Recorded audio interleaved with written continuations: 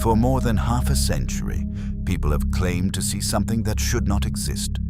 A creature larger than any domestic cat, jet black, moving silently across the windswept hills of Cornwall before disappearing into the mist without a trace. Farmers have found livestock torn apart. Walkers have reported glowing eyes watching from the darkness. Police officers, gamekeepers, and military personnel have all claimed to glimpse the same elusive animal. Hundreds of witnesses, dozens of photographs, years of investigations, yet no one has ever managed to prove, beyond all doubt, exactly what is stalking Bodmin Moor. Is the beast simply a trick of light and imagination, an escaped exotic pet that somehow survived against all odds? Or could Britain's most famous cryptid still be roaming one of the country's wildest landscapes? Tonight, we journey into one of Britain's greatest unsolved mysteries. Welcome to Whispered Lore and Legend. If you're fascinated by Britain's forgotten folklore, haunted history, and enduring mysteries, consider subscribing, because every week we uncover another remarkable tale hidden within these ancient isles. Now, let us travel west to a place where the wind never truly falls silent. Stretching across nearly 80 square miles of Cornwall lies Bodmin Moor.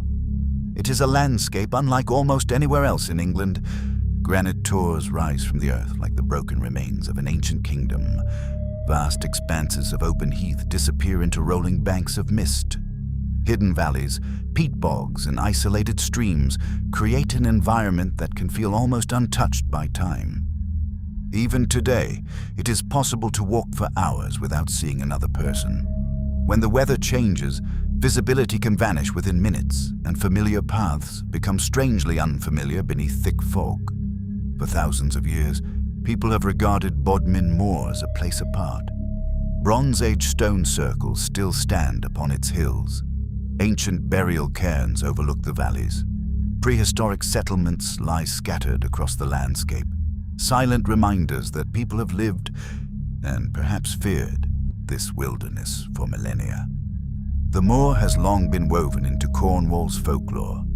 Stories speak of ghostly hounds racing across the hills, phantom figures wandering lonely tracks, pixies leading travelers astray, and mysterious lights flickering over the bogs after sunset. Long before anyone spoke of giant black cats, Bodmin Moor already possessed an atmosphere that invited mystery. It is a place where imagination seems to come naturally, where every distant movement catches the eye, where every shadow appears just a little darker than it should. Perhaps that is why the beast found its home here.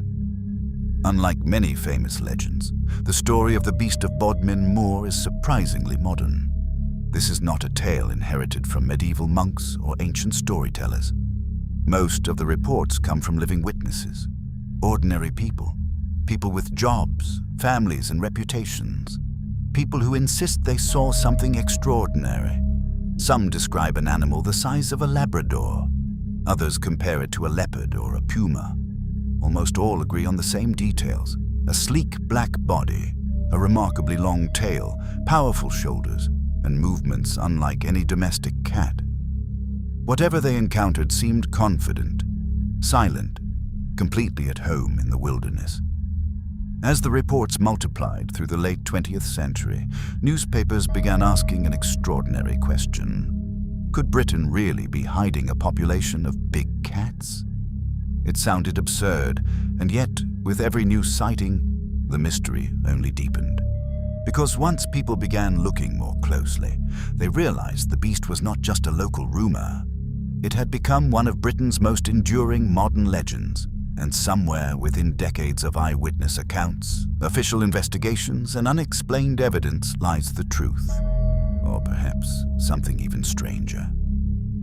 The story of the Beast of Bodmin Moor did not begin with a single dramatic encounter.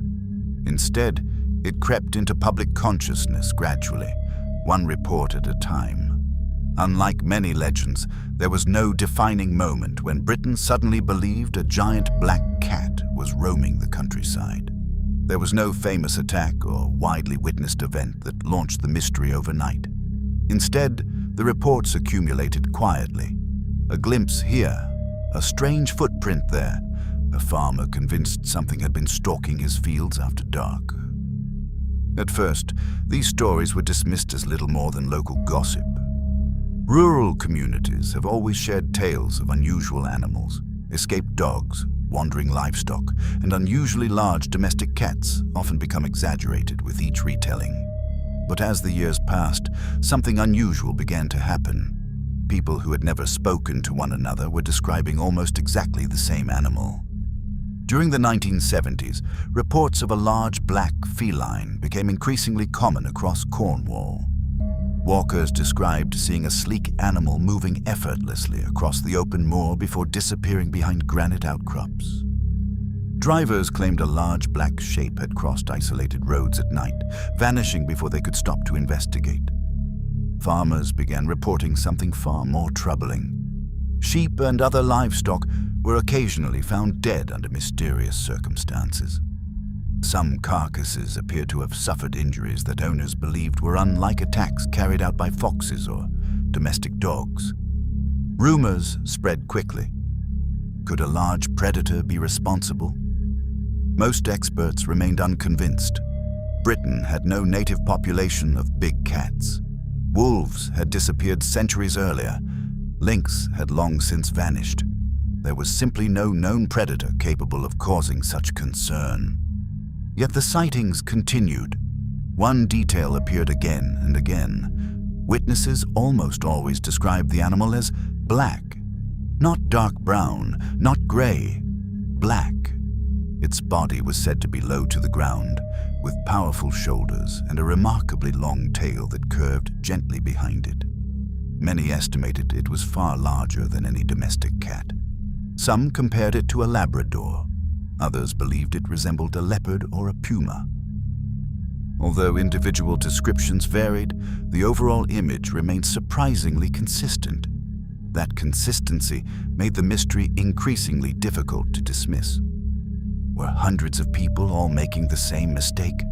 Or were they genuinely seeing something extraordinary? Newspapers soon realized they had a story that captured the public imagination. Local headlines began referring to the mysterious creature as the Beast of Bodmin Moor. The name stuck. Before long, it appeared in regional newspapers, then national publications, and eventually on television. The mystery was no longer confined to Cornwall. People across Britain were now asking the same question. Could there really be a big cat living in the English countryside? For many residents of Cornwall, the answer was becoming increasingly obvious. They believed they had seen it with their own eyes. The reports were no longer coming solely from excited children or curious tourists. Experienced farmers who had spent their entire lives working the land insisted the animal they had witnessed was unlike anything they had ever encountered. Gamekeepers, familiar with every species living on the moor, also began adding their voices.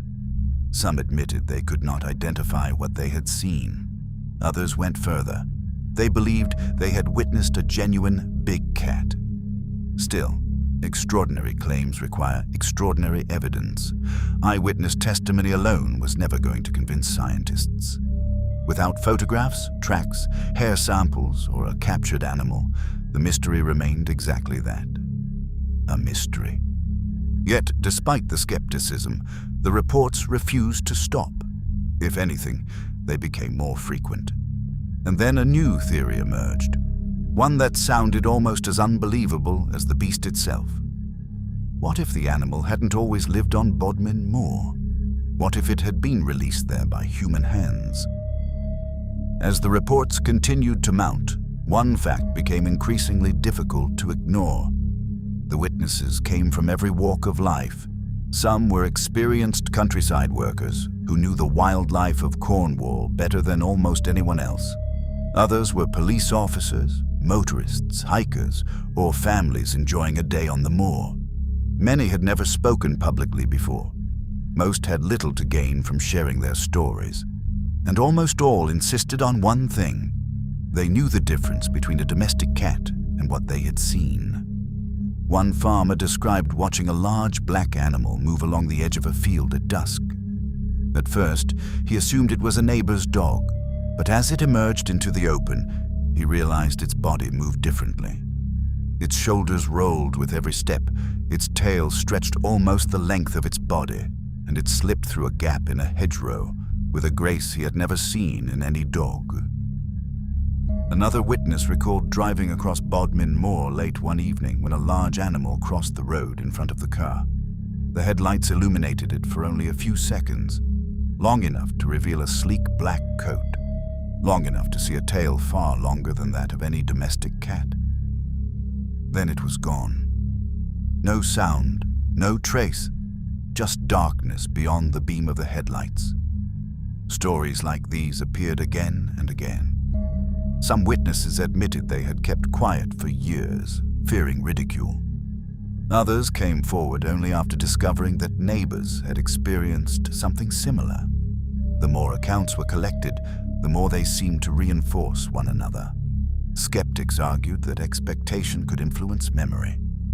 Once newspapers began reporting sightings of a mysterious black cat, people might naturally interpret an ordinary glimpse through the lens of the growing legend. It is a reasonable explanation. Human perception is not perfect, especially at dusk, especially in poor weather, especially when an unexpected shape appears only briefly. But there was another theory, one that did not rely on myth or mistaken identity, a theory rooted in changes to British law. In 1976, Parliament passed the Dangerous Wild Animals Act.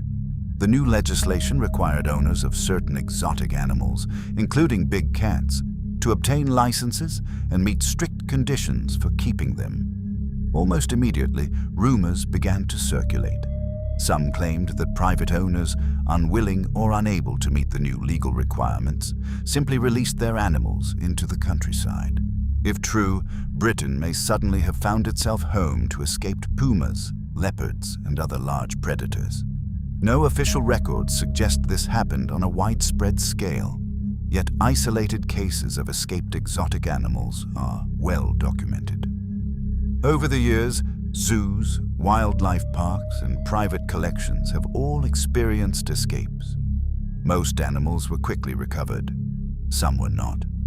Supporters of the theory point out that a puma or black leopard possesses exactly the characteristics described by many witnesses. Large, powerful, silent, highly adaptable. Unlike lions or tigers, these cats are solitary hunters capable of surviving in remote environments with surprisingly little contact with humans. Could one have escaped? Could several have? Some experts believe Britain's countryside could provide enough food for an individual big cat. Deer are abundant. Rabbits are common. Sheep graze across remote farmland. Dense woodland and rough moorland offer countless places to remain hidden. Others remain unconvinced. If breeding populations existed, they argue, there should be undeniable evidence by now. Road collisions. Clear DNA samples, reliable photographs, or perhaps even captured animals. Yet decades have passed without that decisive proof. The escaped big cat theory answers many questions, but it also creates new ones. If these animals were released in the 1970s, why does Sightings continue half a century later? Could descendants still survive? Or are modern witnesses chasing the shadow of a legend that has grown larger with every passing year? The mystery was becoming impossible to ignore, and before long, it would attract the attention of scientists, government officials, and investigators determined to separate fact from folklore. By the early 1990s, the Beast of Bodmin Moor was no longer simply a local curiosity. It had become a national story. Newspapers across Britain had published eyewitness accounts. Television programs debated the mystery. Wildlife experts, police officers, and journalists all weighed in with competing opinions. But despite the growing fascination, one problem remained. No one had produced evidence that could end the debate. There were photographs, certainly.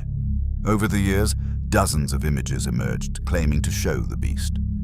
Most were taken from considerable distance. Many showed little more than a dark silhouette crossing a hillside or disappearing into woodland. Supporters believed these photographs proved exactly what witnesses had described for decades. Skeptics argued they proved almost nothing at all. Without a clear sense of scale, even an ordinary domestic cat can appear remarkably large when photographed from far away. Then there were the footprints. Walkers occasionally reported discovering unusually large paw prints in soft mud after rainfall. Some casts were taken and examined by wildlife experts. While a handful appeared intriguing, none could be conclusively linked to a big cat. The same uncertainty surrounded hair samples. Several specimens were submitted for analysis over the years. Some belonged to domestic animals, others were too degraded to identify with confidence. None provided the definitive breakthrough investigators had hoped for. Perhaps the most emotionally charged evidence came from farmers. Every so often, livestock would be found dead under unexplained circumstances. Some sheep bore injuries that owners believed suggested a powerful predator. Supporters of the beast theory argued that these attacks were consistent with a large feline hunting in the area. Wildlife specialists urged caution. Dogs can inflict devastating injuries on livestock. Foxes often feed on carcasses after death. Even natural decomposition can alter wounds in unexpected ways. Without witnessing an attack directly, determining the exact cause is often far more difficult than it first appears. The mystery had reached a point where speculation alone was no longer enough. In 1995, the Ministry of Agriculture, Fisheries and Food decided to investigate. It was one of the most significant official inquiries ever undertaken into Britain's big cat phenomenon. Researchers gathered eyewitness reports from across Cornwall. They reviewed photographs, examined physical evidence, consulted wildlife experts, and assessed whether the landscape could realistically support large predatory cats. The final report reached a carefully worded conclusion. Investigators found no convincing evidence that a breeding population of big cats existed on Bodmin Moor. No bodies had been recovered. No indisputable tracks had been documented. No confirmed DNA evidence supported the existence of a hidden population. For many skeptics, the report settled the matter. The beast, they argued, belonged firmly in the realm of folklore. Yet there was one sentence that has continued to fuel debate ever since. The investigators acknowledged that the presence of an individual escaped exotic cat could not be completely ruled out. It was a cautious conclusion, scientific, measured, but it left the door open. Perhaps there was no hidden population. Perhaps there never had been. But somewhere in Cornwall, at least for a time, an escaped puma or leopard might have wandered unnoticed. That possibility was enough to keep the mystery alive. In the years that followed, the sightings did not stop. If anything, they spread. Reports of large black cats began appearing across Devon, Somerset, Yorkshire, Scotland, and even the Welsh countryside. Suddenly, Bodmin Moor was no longer the only place where people believed they had encountered Britain's phantom predator. The beast had become part of something much larger, a nationwide mystery with no obvious explanation. And as technology improved, investigators hoped modern science might finally provide the answers that decades of eyewitness testimony could not. More than 50 years have passed since the first reports of the Beast of Bodmin Moor began to capture public attention. Logic suggests the mystery should have faded long ago. If the sightings were caused by a single escaped animal, it would almost certainly have died decades ago. If there had been a breeding population, surely someone would have discovered undeniable proof by now. And yet the reports continue. Even today, people across Britain claim to encounter large cats where none should exist. Some sightings come from experienced countryside workers who spend every day observing wildlife. Others come from police officers responding to emergency calls, wildlife photographers, gamekeepers, dog walkers, cyclists, families traveling quiet country roads after sunset. Not every report can be accurate. Memory is imperfect. Distance distorts size. Fear can influence perception. A large domestic cat seen briefly in poor light can appear surprisingly unfamiliar. A black Labrador moving through tall grass may reveal only its back and tail, creating the illusion of something entirely different. Scientists have long warned that our brains naturally attempt to complete incomplete images. When we expect to see something mysterious, ordinary objects can become extraordinary. This psychological explanation undoubtedly accounts for some reports, but perhaps not all. Occasionally, evidence emerges that causes even experienced investigators to pause. Motion-activated trail cameras have captured fleeting images of unusually large cats. Some photographs appear to show animals with proportions unlike those of domestic breeds. Videos occasionally surface online showing dark shapes moving across distant hillsides. Most are too unclear to provide certainty. Some have later been explained. Others remain unresolved. Advances in DNA testing have also transformed wildlife investigations. Hair samples, scat and saliva can now reveal far more than they could 30 years ago. From time to time, biological samples collected after suspected sightings have been analyzed. Most prove disappointingly ordinary: domestic cats, foxes, dogs, known wildlife. But there have also been isolated cases elsewhere in Britain where samples have hinted at the presence of exotic feline DNA, although none has conclusively demonstrated a wild breeding population living on Bodmin Moor itself. This uncertainty is what keeps the mystery alive.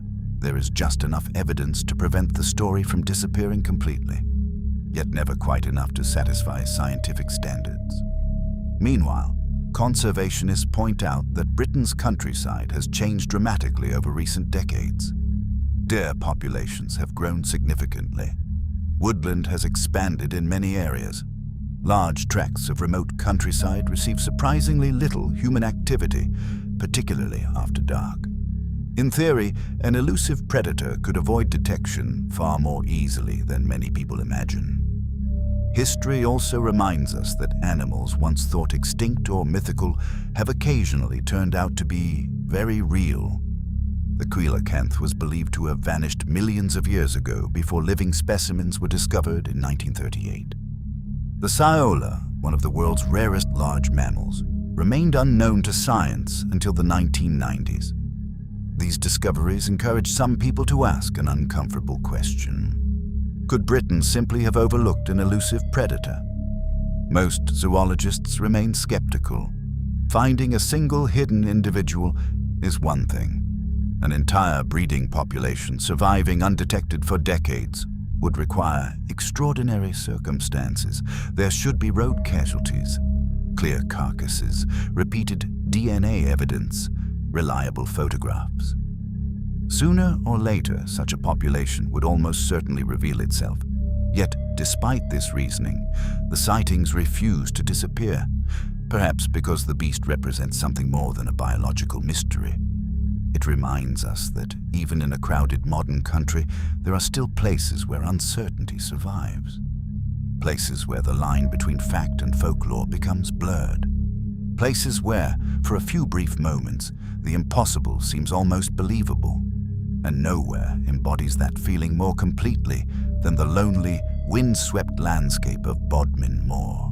So, after decades of sightings, investigations, and speculation, what are we to make of the Beast of Bodmin Moor?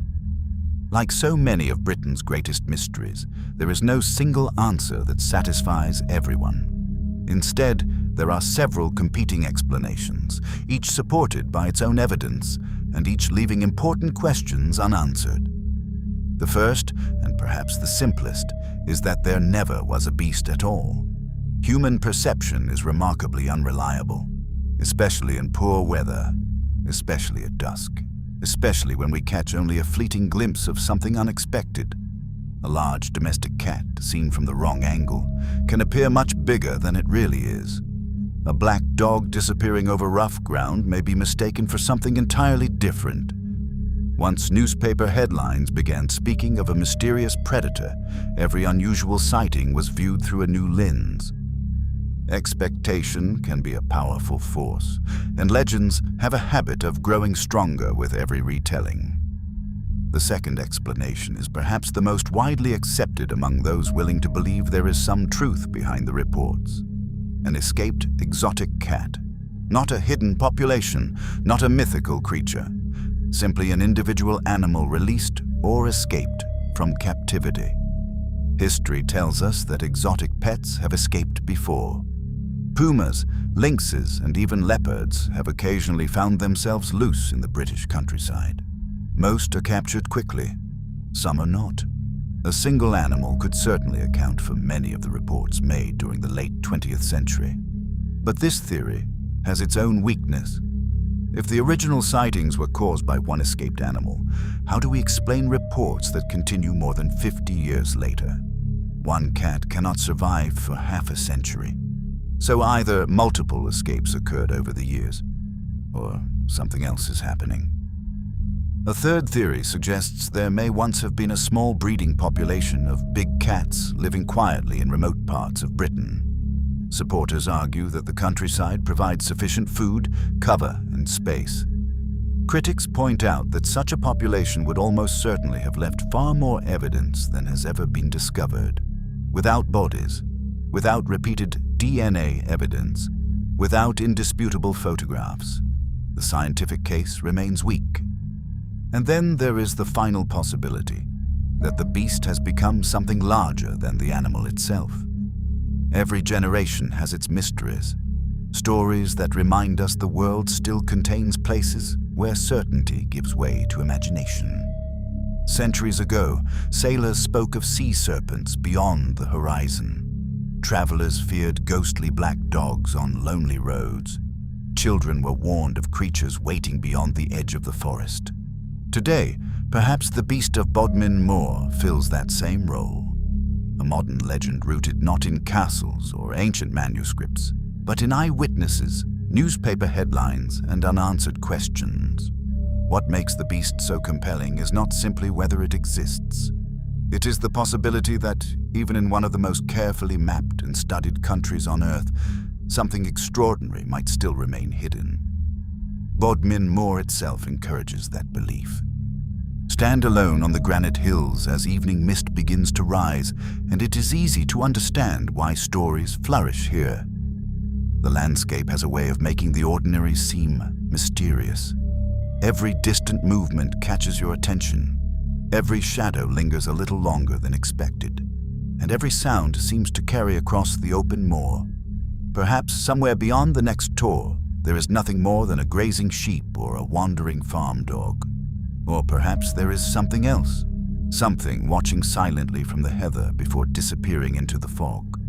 Until undeniable evidence is found, the Beast of Bodmin Moor will remain exactly where it has lived for generations, balanced delicately between folklore and fact, between skepticism and belief, between the stories we tell and the truths we have yet to discover.